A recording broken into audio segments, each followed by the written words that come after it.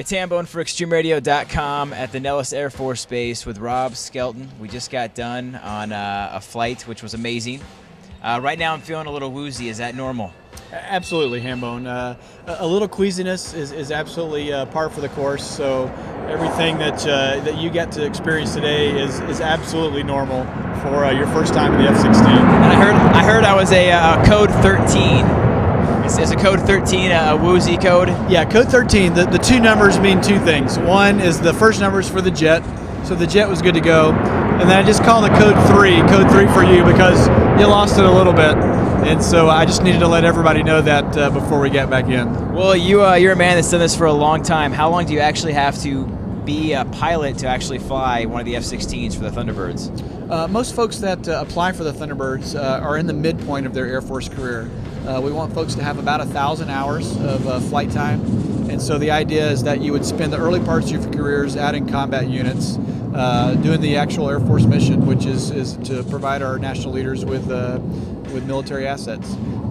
Once you achieve 1,000 hours, you can apply, and so you're experienced. You're got a great amount of airmanship under you, and so yeah, about 1,000 hours, 8 to 10 years of flying. And once you become a Thunderbird pilot, what can you tell us about the program? What is it that you guys are about? Great question. Our mission as the Thunderbirds is to represent the bulk of the Air Force, the 513,000 Air Guardsmen, reservists, and active duty folks who are out there fighting the war on terror 24/7, 365 days a year. And so while we wear these fancy show suits and fly these red, white, and blue airplanes, it's not about the Thunderbirds. It's about the men and women of the Air Force and about our opportunity to represent them to America, to the world, and to the public at large. Mm-hmm. How much does one of these pieces of machinery cost? On average, the F-16 today is costing about $30 million. But that's $30 million of well-invested money for the American taxpayer. And we were just up in the air. We were hitting top speeds of. Did we get to 5? We got to 500.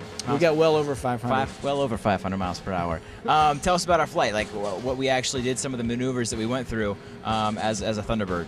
You bet. What we experienced today is on takeoff, we did a max performance climb where we climbed from right above the runway to about 12,000 feet, so about 10,000 feet above the ground, literally in just a matter of seconds.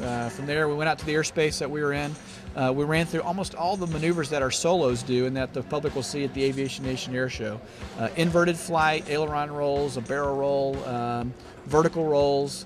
We talked about flying upside down. We went supersonic. We had a chance to pull 9G. And what can you tell us about the Aviation Nation, which is happening November 10th and 11th here at Nellis Air Force Base? You bet. Capstone Air Show for the U.S. Air Force this year. 2007 is the Air Force's 60th anniversary. And so we've had a year-long commemoration of 1947 to 2007, 60 years of the Air Force as an independent service. The Aviation Nation Airshow is the capstone event for that. And so it's going to be sun up to sundown flying. We're flying about midday, and we're going to have World War II vintage aircraft, Vietnam era aircraft, of course us as the Thunderbirds, the brand new technology, the F-22 Raptor, the CV-22 Osprey. It's going to be a show you don't want to miss. This is Hambone alongside Rob Skelton for X107.5 Extreme Radio. For the Thunderbirds, you got the Nellis Aviation Nation Airshow coming up on November 10th and 11th at Nellis Air Force Base. Hope to see you out there. Thanks a lot.